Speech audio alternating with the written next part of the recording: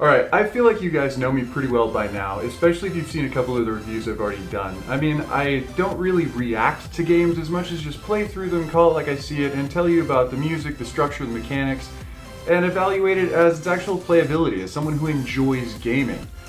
But today I have found it. This game is making me it's making me excited. It's giving me hope that these kind of wonderful gems, the things I was trying to find initially, actually exist. And they're not hundreds of dollars. I mean, honestly, they shouldn't be, but this is Budget Gamer. I don't have a fat wallet to spend on $60, $70, and $80 games. Red Game Without a Great Name was originally released for mobile consoles, including the PS Vita back in 2015. But in December 7th of 2017, it was brought to the Nintendo Switch eShop. Now, before we actually get into the review of the game, I want to call your attention to this intro. We see some sort of clocksmith touch and activate a mechanical bird, where it then continues to fly through a map, collect a gear, and land at its objective, which is a birdcage. The message then pops up, mail delivered. Through this simple intro design, we've just been shown exactly how to play the game. Not only that, we've just learned who the main protagonist is, that there will be collectible items along the way, and what the main objective in each level is. As we proceed into the actual gameplay, every time a new game element or mechanic is introduced, it comes up as a message in text superimposed over the background. The initial messages in level 1 being touch and swipe to teleport and try to collect gears.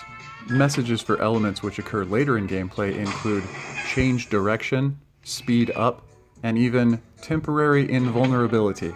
These are all encountered, however, in very low-stakes environments, allowing the game player to experiment them or even avoid the new game mechanics at their leisure. However, as the games progress, these new mechanics become highly imperative as the traps and pitfalls become more and more intricate, and the timing necessary to be more and more precise. As the player begins to develop some level of mastery over these new game mechanics, their choice to use them or not use them depends on their own nuance and preference, as several of the map's maze paths actually have more than one solution, to some extent. Though there is only one birdcage objective at the end of each level, there are actually an endless number of ways to navigate down each path and around a certain number of traps. In addition to the dusky backgrounds and silhouettes of the typical gameplay, additional visual changes occur as you progress through these levels. One of them being the integration of foreground images. A post or a pillar at times may actually move in front of your character as you're trying to navigate through, causing some level of distraction. Though I never really found this to cheapen gameplay by intentionally hiding pitfalls and traps, but I did find it to be a pleasant diversion from a rigidly two-dimensional game. Now that we've covered general gameplay, objectives, controls, and imagery, I'd like to emphasize two major points to this game that I believe makes it stand far above the rest, especially of similar games of the same price point. And those are the seamless respawn with zero load time, and, you guessed it, the music. Now, either of these two elements is incredible on its own, but when they're combined the way that the producer of this game put them together, they are unparalleled. This being a try and die style of game with a one-touch kill system basically means that players are required to engage with a single maze over and over and over. Now, I'm not an easily frustrated gamer, but when it does come to load times on things like respawn windows for these try and die games, that is an area where I can get frustrated, especially if I've already died 10 or 20 times and I just want to get the level over with.